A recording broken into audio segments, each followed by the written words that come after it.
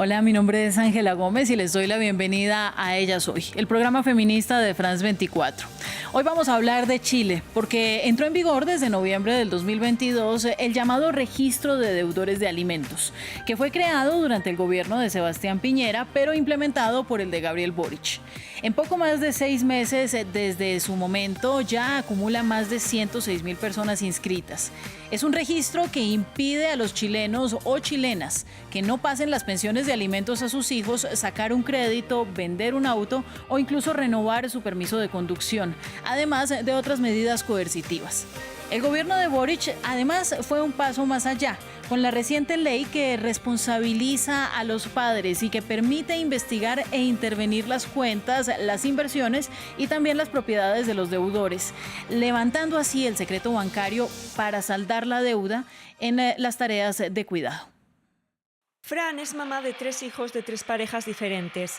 Cada vez que se separó fue difícil conseguir que los padres de los niños le pagaran regularmente la pensión de alimentos. Un patrón en su historia personal se repite. Te voy a pasar dinero y es para ti. Ese patrón común. No es...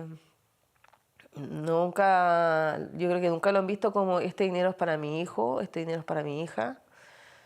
No, es como, ya, ¿de qué estás gastando esta plata? El caso de Fran no es único. La pandemia reveló que muchas mujeres en Chile no reciben la pensión necesaria para criar a sus hijos. El 84% de los padres o madres a los que un juicio obliga a pasar pensión de alimentos no lo hacen. Ante esta situación, el gobierno puso en marcha el registro de deudores de alimentos. Las 106.000 personas que ya figuran en él no pueden renovar la licencia de conducir, el pasaporte o sacar un préstamo, entre otras medidas coercitivas. Del 95% son hombres los deudores.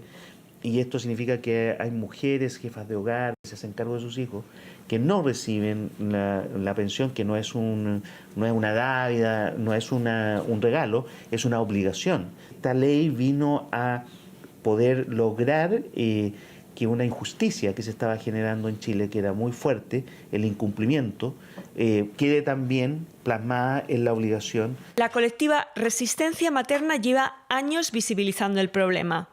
Marta da asesoría legal a cientos de mujeres para que denuncien a los deudores y lograr así el cobro de las pensiones. ¿Cuál es tu situación actualmente en torno a la pensión de alimentos? Lo que pasa es que yo hice en febrero... Somos una colectiva que trabajamos en torno a mujeres principalmente precarizadas, que maternan solas, que no tienen trabajos formales, que les cuesta mucho salir adelante por su cuenta y que por lo tanto no cuentan con ningún tipo de alfabetización que les permita poder conseguir justicia en el sistema judicial de Chile. El registro y la reciente ley de responsabilidad parental es una de las legislaciones más avanzadas de América Latina y por el momento cumple con su objetivo, lograr que los padres ausentes se hagan responsables de las necesidades básicas de sus hijos. Espero que funcione. Esperemos que funcione.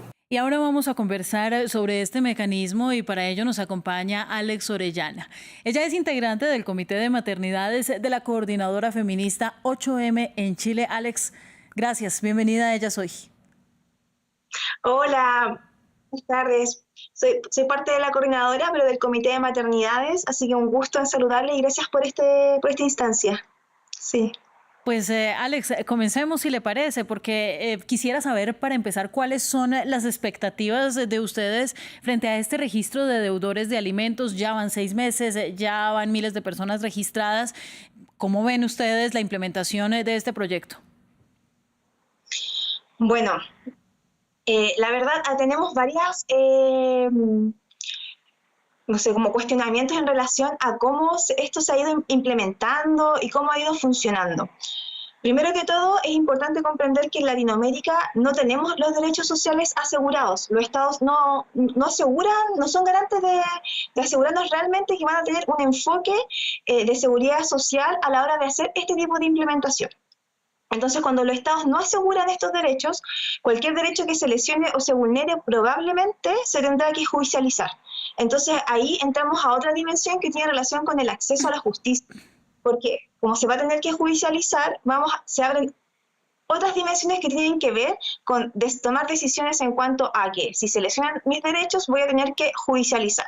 Entonces, el acceso a la justicia es otra situación que es importante de poder trabajar y y también visibilizar los engorrosos que ha sido la implementación de esta ley. ¿Por qué? Porque nuevamente las mujeres madres tienen que hacerse cargo de toda la tramitación para poder hacer efectivo la deuda del pago de las pensiones.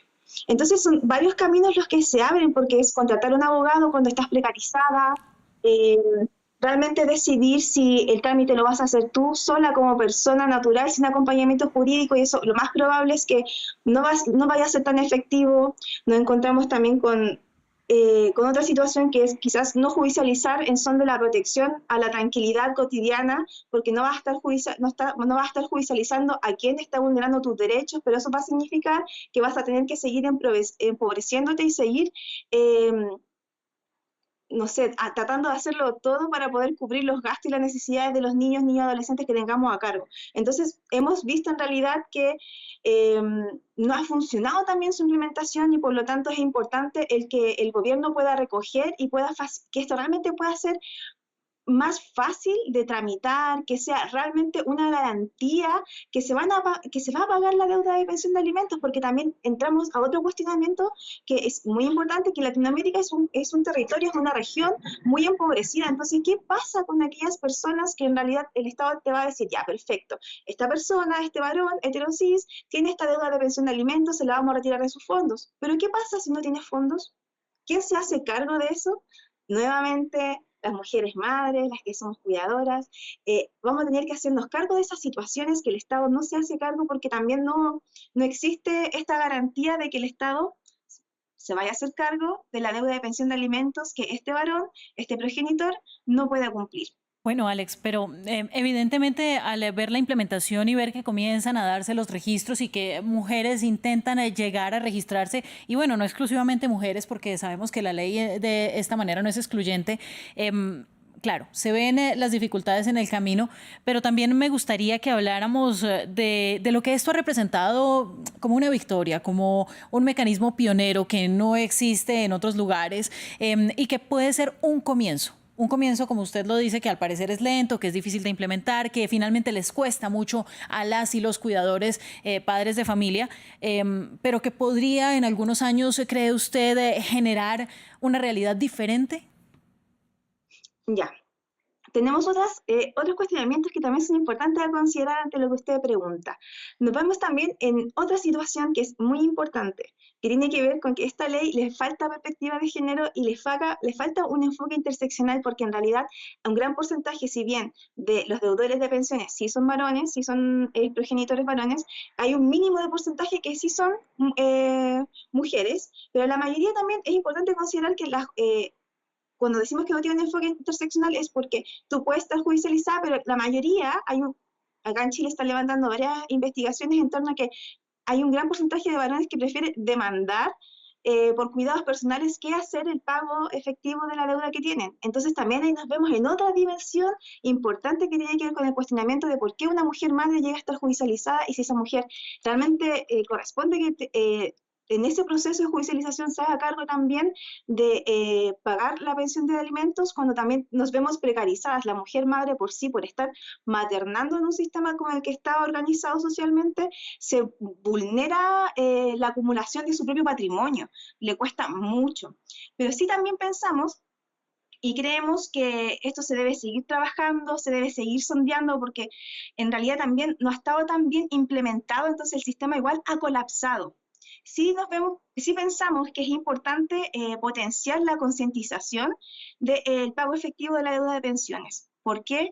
Porque es importante decir que realmente por qué llegamos a demandar pensión de alimentos, cuando en realidad debería ser un acuerdo, debería estar trabajado desde un lugar colaborativo. Entonces, desde Claro, ahí pero pensamos... esto es también un mundo ideal, ¿no, Alex? Algo que no existe, ¿no? No existen estos mecanismos de acuerdo para que las tareas de cuidado sean corresponsables, y esta es la gran realidad, no solamente en Chile, sino en todo el mundo. Así que, ya que me está hablando de eso, Alex, me gustaría mucho tener su perspectiva desde la colectiva sobre ¿cuánto cuesta sostener a un hijo? Porque además estos costos no solamente son costos económicos, ¿no? Son unos costos emocionales que no cubre la pensión de alimentos, aunque sí es un primer paso y podría estar vinculado el hecho de que un padre financieramente se haga cargo de su hijo, a que el paso siguiente sea que se haga cargo también de la salud mental y del bienestar de su hijo a nivel emocional.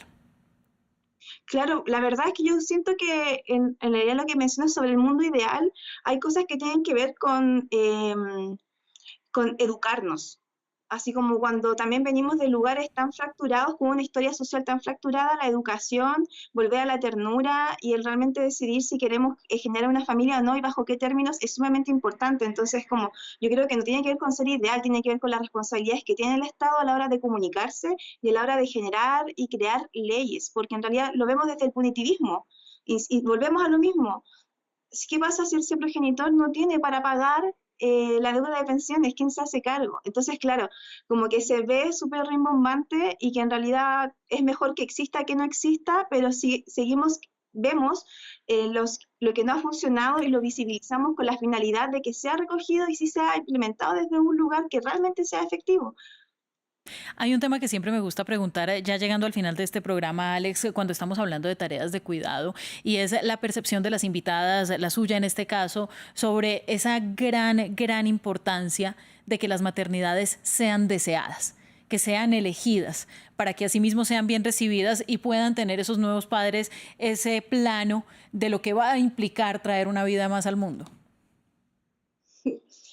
Si creemos que la maternidad debe ser elegida, debe ser parte de la planificación, debe ser parte de construir las normas que cargamos socialmente, porque realmente traer una niñez a este mundo significa compartir un sinfín de herramientas, porque ese niño merece tener una niñez que sea saludable, merecemos pasarlo bien, merecemos vivir libres de violencia, y eso igual significa tomar decisiones desde otro tipo de paradigmas y desafiar los que cargamos como socialmente, como abrirnos a disfrutar la existencia del amor y los frutos de ello desde diferentes lugares que no sean tan hegemónicos para ver si realmente es lo que deseamos o no para nuestras vidas. Y para nuestras sociedades, muchísimas gracias, Alex, a usted. Y después de ver el reportaje de nuestra corresponsal y de escuchar su análisis de lo que ha sido estos meses de la implementación de este mecanismo, pues lo que nos queda es ver que hay avances, pero que es mucho más el trabajo que queda por hacer. Y más allá de lo punitivo, pues nos queda trabajo también por hacer en conciencia y en educación. Muchísimas gracias a usted. A nuestros televidentes, sigan con nosotros en France 24 y nos vemos como siempre próximamente en Ella Soy.